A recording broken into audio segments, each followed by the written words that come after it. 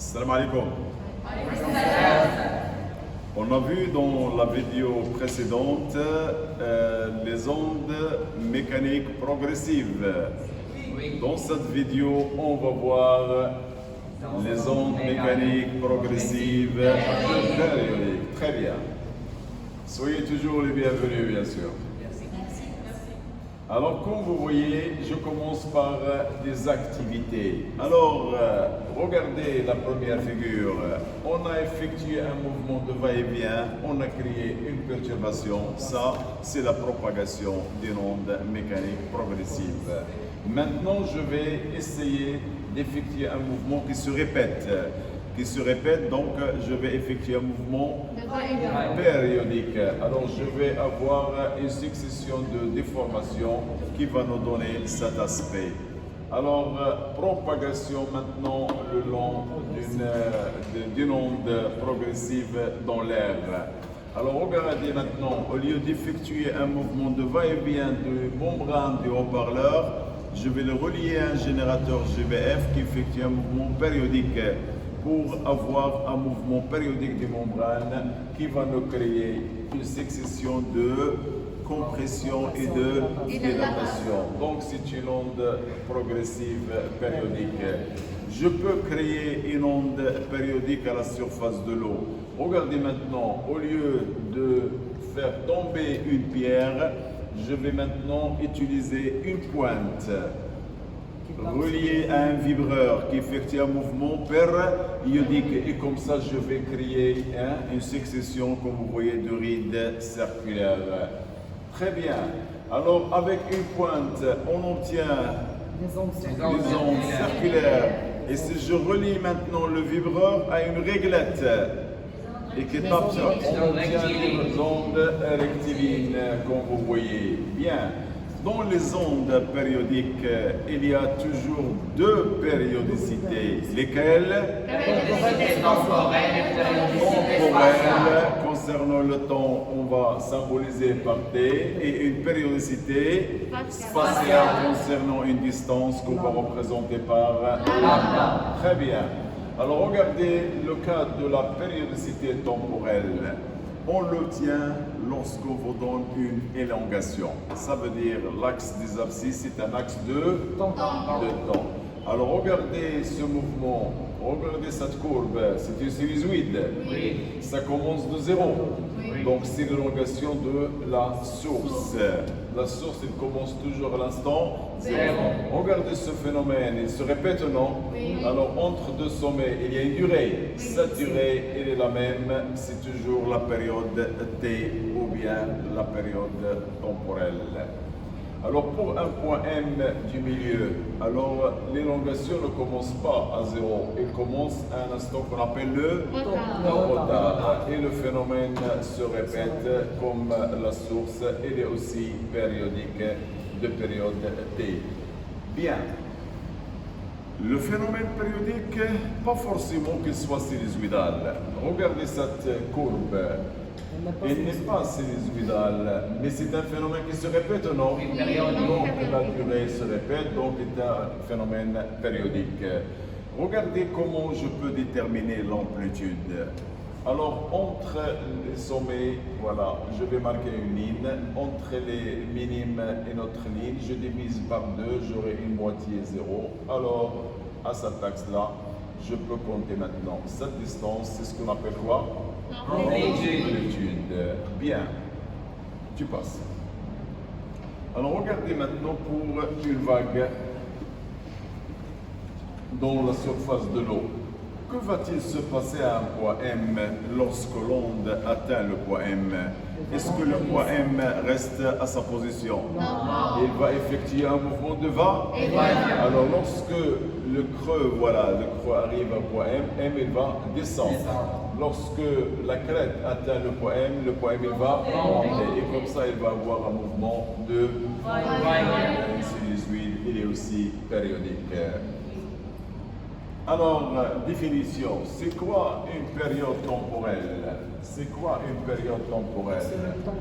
Alors, la durée T d'une onde progressive, c'est la plus petite durée au bout de laquelle un point du milieu de progression se retrouve dans le même état vibratoire. Si un point se trouve maintenant au sommet, alors il doit descendre et reprendre le même point de sommet. S'il est en bas, il doit monter et revenir en bas pour avoir une durée qui est une période.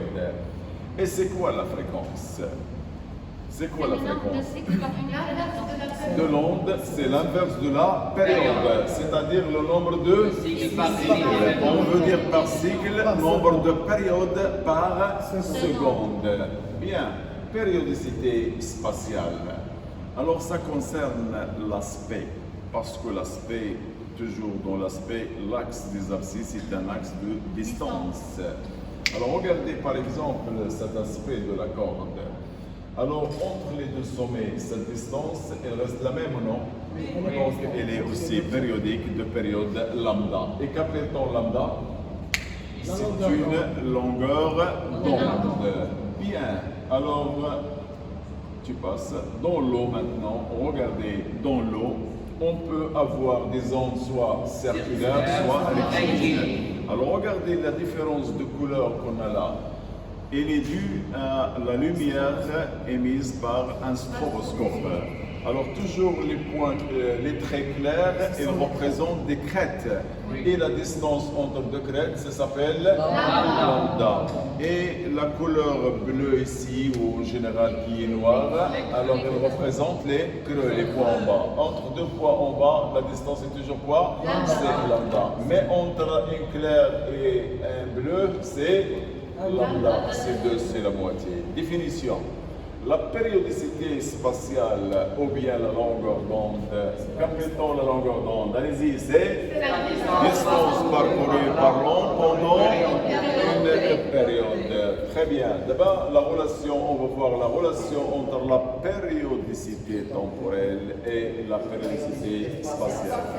Alors, je vais toujours utiliser la formule générale qu'on a vue dans la première leçon. La vitesse, c'est la distance sur la durée. Alors, quand la durée est une période, la distance parcourue, ça sera quoi? Lambda. Donc, je peux avoir V, c'est quoi? C'est lambda sur T, comme vous voyez. Et c'est quoi un sur T? C'est la fréquence. C'est la fréquence. Que je peux représenter par F ou par mu. Yakoula? Bien. Donc, je peux écrire maintenant que V est égal à quoi? Allez-y. C'est lambda multiplié par 1 sur T, ça veut dire lambda multiplié par la fréquence. Voilà, donc ce sont des formules concernant les phénomènes périodiques. Très bien. Vous pouvez mettre à chaque fois pause pour lire tranquillement. Conclusion. Conclusion. Toute onde progressive périodique, elle présente une double périodicité. Périodicité quoi? Temporelle. Et périodicité spatiale. Avec la formule générale, allez-y, V c'est quoi? C'est lambda sur T, ou bien V égale lambda multiplié par la fréquence. Voilà. Le stroboscope, c'est un appareil qu'on peut utiliser pour... Alors, quel est le rôle du stroboscope dans les phénomènes périodiques? C'est pour ralentir ou bien immobiliser les phénomènes périodiques rapides. Très bien. Alors, pour immobiliser une onde rapide, il faut qu'il y ait une relation entre les fréquences. Alors, qu'appelle-t-on F maintenant? Qu'est-ce qu'on veut dire par F? La fréquence de l'onde. Et qu'est-ce qu'on veut dire par FE? La fréquence des éclairs. Alors, pour que l'onde apparaît immobile, il faut que F soit égal à quoi? K par FE. Alors, avec K appartenant à N? Alors, quelle est la valeur minimale de K? Lorsque K prend la valeur minimale, alors FE prend la valeur? Alors, comme s'ajoute à F égale à? Et puisque la fréquence est l'inverse de la période, donc la période c'est la période minimale des éclairs. Pour que l'onde apparaisse en mouvement ralenti, il faut que la fréquence des éclairs soit proche de la fréquence de l'onde. Alors il y a deux cas. si la fréquence des éclairs est un peu inférieure à la fréquence de l'onde, on va voir un mouvement apparent ralenti dans le sens réel. Et c'est le cas contraire. FE est un peu supérieur à la fréquence de l'onde, on va voir un mouvement inverse. Alors, le mouvement ralenti, c'est un mouvement apparent. Oui. Alors, quelle est la fréquence du mouvement apparent? La valeur absolue. C'est la valeur absolue entre la différence de fréquence des éclairs et de l'onde. Maintenant, on va passer à voir un autre phénomène qu'on appelle phénomène de diffraction des ondes mécaniques périodiques. Regardez le phénomène de diffraction. On va créer une onde circulaire avec une pointe ou bien une onde rectiligne avec une réglette munie à un vibreur. Et devant l'onde, on va mettre un obstacle. Alors regardez l'obstacle, il a une ouverture. Oui. Cette ouverture, on va appeler fente. Cette fente, il a une largeur que je veux l'appeler petit a. Alors maintenant, si la largeur petit a est inférieure à la longueur d'onde, regardez ce qu'on va observer. Si l'onde est circulaire, on obtient des ondes comment? Circulaires. Si l'onde est rectiligne, on obtient des ondes comment? Circulaires. Ce phénomène-là, on l'appelle phénomène de diffraction. Et pour savoir que c'est un phénomène de diffraction, faites attention à ce que je vais faire maintenant. Alors, par exemple, voilà la source de l'onde. L'onde, elle arrive rectilinement à la fente. Alors, une fois il dépasse la fente, il change de direction. Regardez la longue. S'il y a changement de direction de l'onde après l'ouverture, c'est un phénomène de diffraction. Regardez de même ici. La direction de l'onde est horizontale, mais après ça devient circulaire, donc il change de direction. Alors, quel que soit, regardez maintenant, que ce soit l'onde rectiligne ou circulaire, on obtient après l'obstacle une onde circulaire. Alors, observation, après l'ouverture, l'onde, qu'est-ce qu'elle change? De direction. De direction de propagation et devient comment? Circulaire. Le phénomène observé, on l'appelle diffraction des ondes mécaniques. Et voilà, cette figure, elle va nous résumer tout ce qu'on a dit.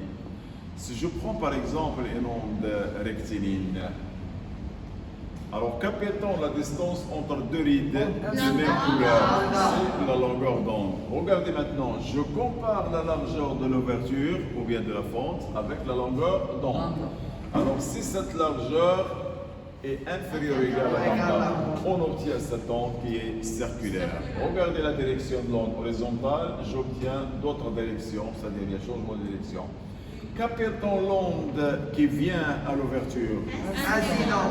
Et qui dépasse l'ouverture?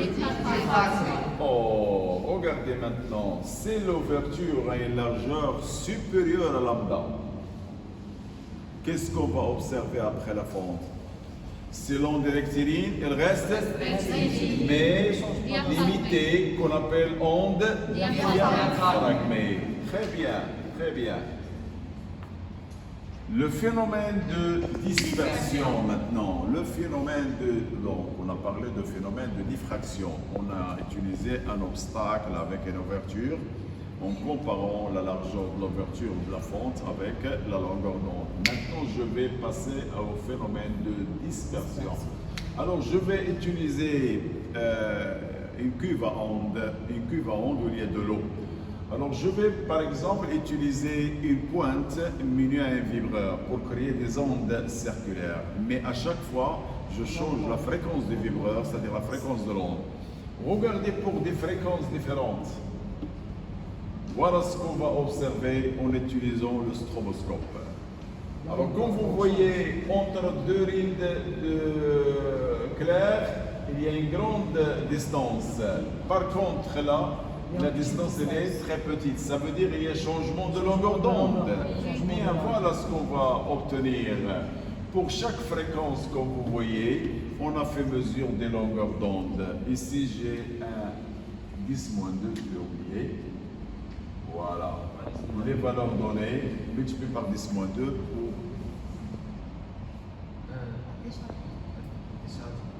شنو كلشي؟ لا انجستري داك الشيء بس انجستري حبس دابا راه حبس ملي قلت لك وقف راه حبس شنو دابا الطرق؟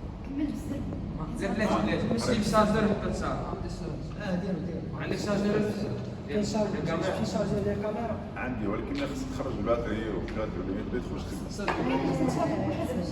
سي با غراف سي با غراف سي با غراف سي با غراف ماشي غير بوز فوالا شنو غادي تصاور عندك شي حاجه بوز هذا Allez